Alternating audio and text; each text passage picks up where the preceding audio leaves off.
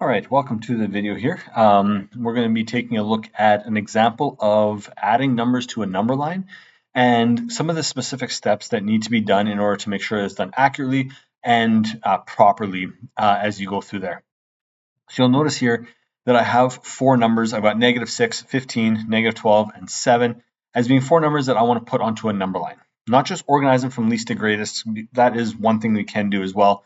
But for this one here, we want to put them onto a number line and show exactly the spacing and the that they have in relationship to each other. Okay, so that's kind of what we're looking at with a number line. So a few steps that we're going to do when making a proper number line. Number one, we want to draw a straight line with arrows at each end. Okay, so that's going to mean looking something like this here. Now I've got a straight line, I got arrows at both ends.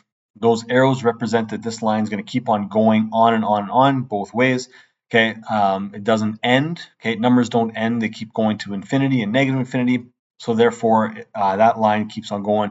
And we represent that using those arrows. Now, the second thing that I have on there is that I'm going to label 5 benchmarks on the bottom of the number line. This is something that's specific in my class that I require my students to do. But I would assume that it's probably something that's good for most people to do when you are drawing these out. These benchmarks, and you'll notice those lines are already on the straight line, so we've got those little horizontal ticks. They are evenly spaced. Now, when you're doing it with a pencil or pen, it's okay if they aren't perfect, that's fine, but they should be roughly evenly spaced. Now, if you go one's on the ends, one in the middle, and then split that in half, you're going to get some pretty nice lines, which are going to represent those benchmarks. Now, when I say benchmarks, we have to label them. Those numbers also have to be evenly spaced. So I have numbers from about 15 to -12. So I got to make sure that I can include all of those on there. To make it simple, I'm going to go by tens. So I'm going to start with -20 and then -10, 0, 10, and 20. You'll notice that each one of those is evenly spaced by 10. I don't have to do all the little tick marks for all little ones. Don't have to do that. But I need to make sure that I have a good space in between and they have to be evenly spaced. That part is really important.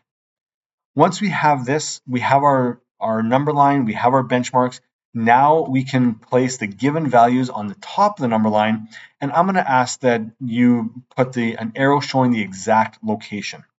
So a number like -6, it's somewhere between 0 and -10.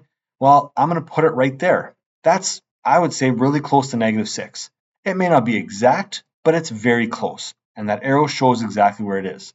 Now, I like the arrows because if we have another number that's really close to -6, we might have to put a slanted arrow in there somewhere to represent where it goes. 15 goes right in between 10 and 20. It's exactly in between.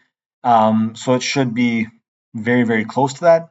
-12 is going to be just on the other side of -10.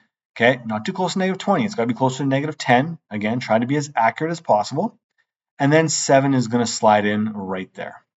Now, these four values, you'll notice they're not evenly spaced on there, but they're trying to show their accurate placement on that number line and where they are located. I hope this video has helped you. Gladly send comments if you need, and gladly like the video as well. That can be kind of fun. Okay, all the best as you work through your questions.